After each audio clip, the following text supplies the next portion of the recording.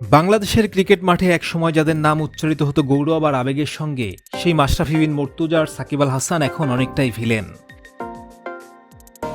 আর সিনেমার পর্দায় দর্শকের হৃদয় জয় করেছিলেন ফেরদৌস আহমেদও। মাঠ থেকে পর্দা সর্বত্র তারা ছিলেন নায়ক, মহানায়ক।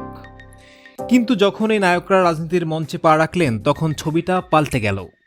ক্ষমতাসীন দলের ছায়াতলে দাঁড়িয়ে তারা হয়েছিলেন সংসদ সদস্য, অংশ নিয়েছিলেন সেই নির্বাচনে যেটি নিয়ে জনগণের প্রশ্ন ছিল অগণিত, ফলাফল, সমালোচনা আর বিতর্ক।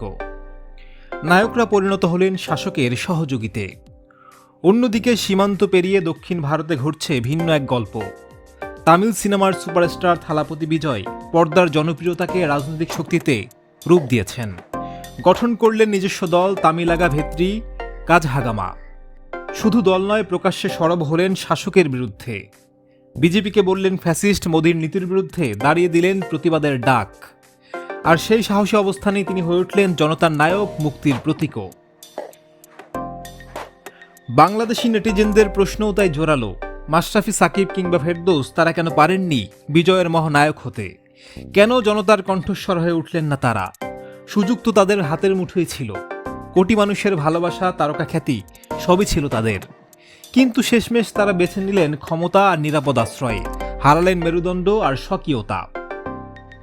সোশ্যাল মিডিয়ায় প্রতিদিনই তুলনা করা হচ্ছে, বলা হচ্ছে পার্থক্যটা সাহসে, পার্থক্যটা মেরুদণ্ডে। বিজয় শাসকের সুবিধা নিতে রাজনীতি করেননি, বরং শাসকদের বিরুদ্ধে লড়াইয়ের পথে নেমে পড়েছেন। আর বাংলাদেশের নায়কেরা নিজেরাই হয়ে গেছেন ক্ষমতাসীনদের কুশপুত্তলিকা, তারা হয়ে গেছেন হাতের পুতুল। জনগণের আক্ষেপ তাই এখানেই, যাদের হাত ধরে আলো জ্বলেছিল কোটি হৃদয়ে, রাজনৈতিক মঞ্চে গিয়ে তারাই হয়েছেন আলো নিভিয়ে দেওয়ার কারিগর। আর ঠিক সেই মুহূর্তে দক্ষিণ ভারতে থালাপতি বিজয় হয়ে উঠলেন এক আলো, এক আলোকবর্তিকা।